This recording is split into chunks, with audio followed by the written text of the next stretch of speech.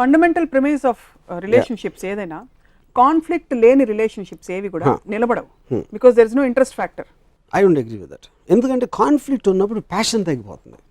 ఇప్పుడు ఫైనల్గా ఒక మగవాడు ఒక అమ్మాయి అట్రాక్ట్ అయ్యేది సెక్షువల్ ఎలిమెంట్ అనేది చాలా ఇంపార్టెంట్. సెక్షువల్ ఎలిమెంట్ లేకుండా వాళ్ళు ఇద్దరు వచ్చారంటే వాళ్ళు ఫ్రెండ్స్ అవ్వచ్చు, లేకపోతే ఫ్యామిలీ మెంబర్స్ అవ్వచ్చు, any kind of a bonding అవ్వచ్చు. కాన్ఫ్లిక్ట్ ఆఫ్ ఇంట్రెస్ట్ ఉన్నప్పుడు I believe the sexual element will keep coming down. అది లేనప్పుడు ఒక స్తబ్దత వచ్చేస్తుంది రిలేషన్షిప్లో. భార్యాభర్తల అనుబంధం ద్వారా ఒకరినొకరు అడ్జస్ట్ అవుతూ ఎదుగుదలని, మానసిక ఎదుగుదలని, మెచ్యూరిటీని సాధిస్తారన్నది మానసిక శాస్త్ర వైజ్ఞానికులు చెప్తారు. అట్ ద సేమ్ టైం ఆధ్యాత్మిక గురువులు చెప్తారు, సొసైటీలో ఉండే ఫ్రేమ్ వర్క్ చెప్తుంది. అది బ్లాక్ అండ్ వైట్ సినిమాల టైంలో జరిగి ఉండొచ్చు, కానీ ఇప్పుడు జరగదు. బ్లాక్ అండ్ వైట్ సినిమాల్లో కూడా ఎందుకు జరగకుండా అనుకుంటున్నానంటే, బ్లాక్ అండ్ వైట్ సినిమాల్లో మనకున్న మానసిక పరిపక్వత లేదు కాబట్టి అప్పుడు స్వర్గం నరకం అలాంటి సినిమాలు చూసి మనం ఫిక్స్ అయిపోయాం. కానీ రియలిస్టిక్ టర్మ్స్లో ఏ యుగంలోనే ఎప్పుడైనా కూడా ఒక ఇద్దరు డిఫరెంట్ మనుషుల్ని ఒక చోట బంధిస్తే ఒక ఇంటి లోపల అది అది అది ఉంటుందని నేను అనుకున్నాను. ఓ పుట్టినరోజు ఇవాళ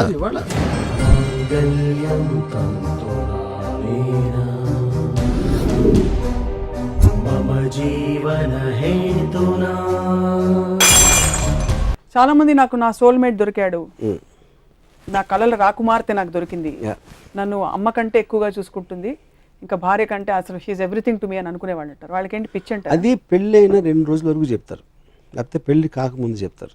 పెళ్ళి అయి 2 సంవత్సరాలు సంవత్సరం కాపురం చేసిన తర్వాత మాత్రం ఎవరో చెప్పరు అనేది నా బిలీఫ్. అది వాళ్ళు బయట వాళ్ళకన్నా అబద్ధం చెప్తూ ఉండాలి, వాళ్ళనే చెప్తూ ఉండాలి, లేకపోతే భార్యకి భయపడి భర్త చెప్పచ్చు. మీ అమ్మ మీ నాన్నగారు హ్యాపీగా ఉన్నారు కదా?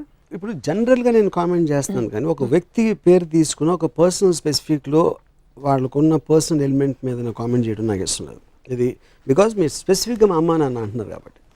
I can't speak for my mother and father. I might be knowing things, అది వేరే విషయం. కానీ ఇందాక నేను నాకు తెలిసిన బాంబేలో ఒక యాక్టర్ అన్న, అది ఎవరో తెలియదు. సో అప్పుడు నేను పర్సనల్గా ఒక అతను పేరు తీసుకోవట్లేదు. కరెక్ట్. సో నేను వేరే వాళ్ళు పర్సనల్ ఇష్యూని ఇలా పబ్లిక్ ప్లాట్ఫామ్ మీద డిస్కస్ చేయడం నాకు I agree, I respect that. Only reason I asked is మనం చూసిన పరిసరాలను బట్టి మనం నేర్చుకుంటాం మన ఐడియాస్. మీరు కేవలం అంటే మీరు ఇంత నిర్దిష్టమైన అభిప్రాయాన్ని మీరు ఫామ్ చేసుకున్నారంటే మీరు ఎక్కడ చూసి 10 మందిని అబ్జర్వ్ చూసి, మా ఇంట్లో అవ్వచ్చు, మా గ్రాండ్ ఫాదర్ ఇంట్లో అవ్వచ్చు, లేకపోతే నాకు తెలిసిన నేను పుట్టి పెరిగిన వాతావరణంలో మాకున్న వేరే ఇల్లు అవ్వచ్చు, నేను టీనేజర్గా నా ఫ్రెండ్స్ అవ్వచ్చు, నా ఫ్రెండ్స్ పేరెంట్స్ అవ్వచ్చు, ఇలా ఇప్పుడు నేను సంవత్సరాల నుంచి ఉన్నాను కాబట్టి నాకు ఎంతోమంది తెలుస్తుంది అలాంటి వాళ్ళు. కాబట్టి అవన్నీ చూసి మీ అభిప్రాయాలు మీరు ఫామ్ చేసుకున్నారు. ఓన్లీ ఎక్స్పీరియన్స్ కూడా క్వశ్చన్ కాదు, నా ఓన్ మ్యారేజ్లో ఉంది ఎక్స్పీరియన్స్.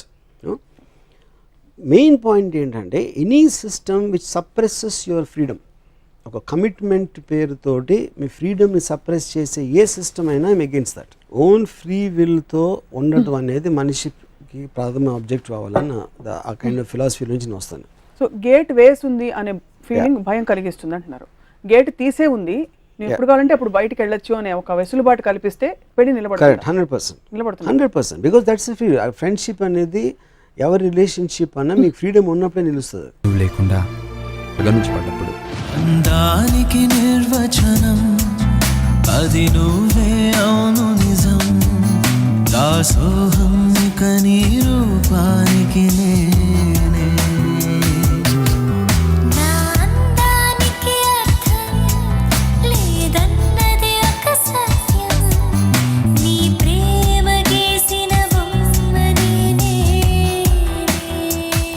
ఇది మనం social legal framework of marriage గురించి మాట్లాడాం.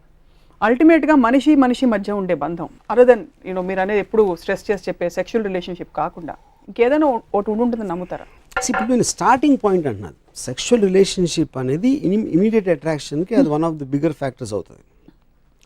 సెకండ్ ఫ్యాక్టర్ ఈజ్ మీకు ఫెమిలియారిటీ వచ్చినప్పుడు మనుషులుగా తెలుస్తారు. Third factor familiarity breeds contempt అనేది ఒక లైన్ ఉంది. ఆ ఫెమిలియారిటీ అనేదే ఒక బోర్డంకి దారి తీస్తుంది ఒక్కొక్కసారి.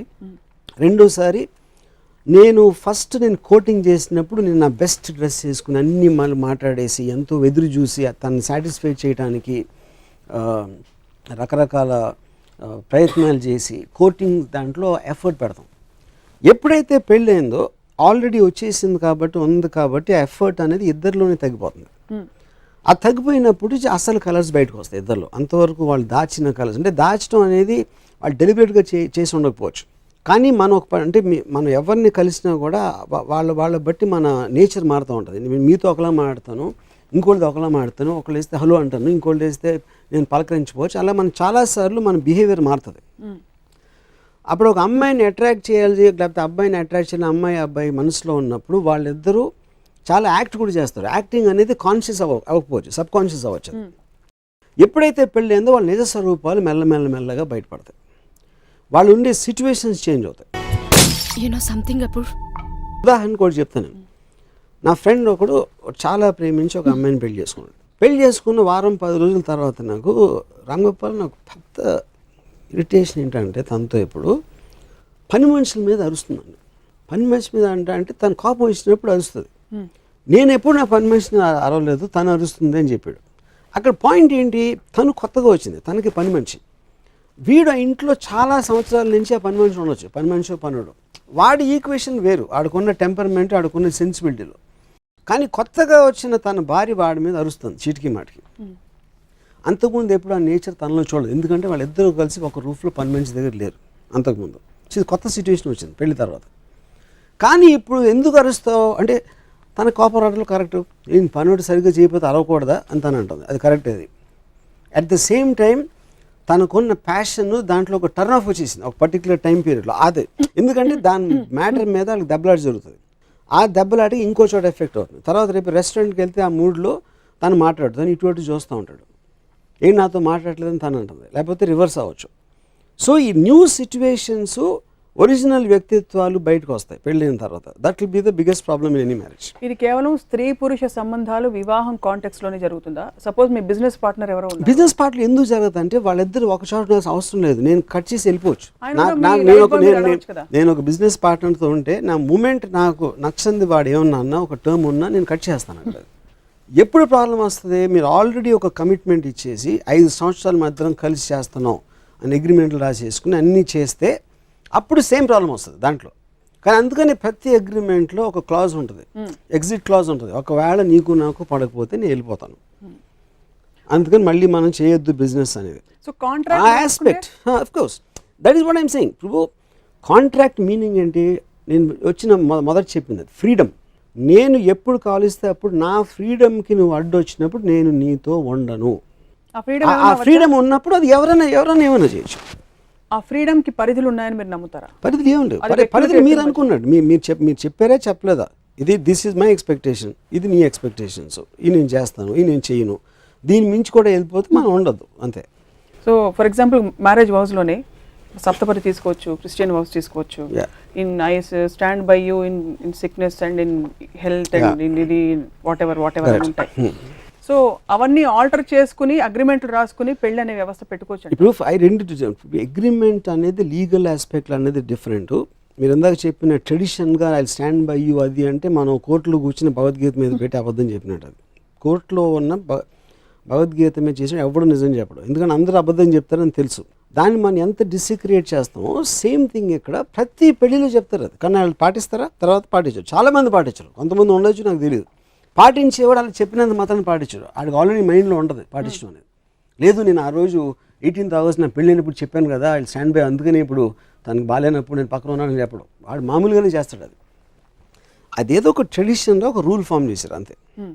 సో ట్రెడిషనల్ ఆస్పెక్ట్ ఓకే, వీళ్ళిద్దరికీ పెళ్లి చేసాం, మీరు అందరూ వచ్చి ఆశీర్వదించండి, ఆ బియ్యం ఏదో వేస్తారు అన్ని what ever that thing is అన్నీ వేసి ఒక పెద్ద హంగామా చేసి అది చేస్తారు. ఎన్నోసార్లు చూస్తుంటారు. ఆ పెళ్ళి 3rd day అయిపోవడం నేను చూశాను.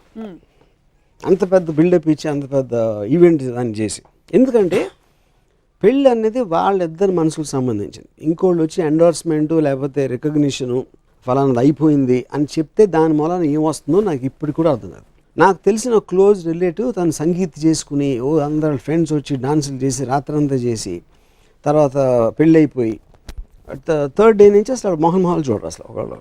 సో అదొక సెపరేట్ ఈవెంట్, దానికి దీనికి సంబంధమే లేదు అసలు. పెళ్ళి అనేది ఒక ఈవెంట్. మోస్ట్ మనుషులకి వేరే పని లేక బోర్ కొడుతుంది కాబట్టి ఇలాంటి అన్నిటిని ఒక పెద్ద ఈవెంట్లుగా చేసి at least will be happy for those 2 days.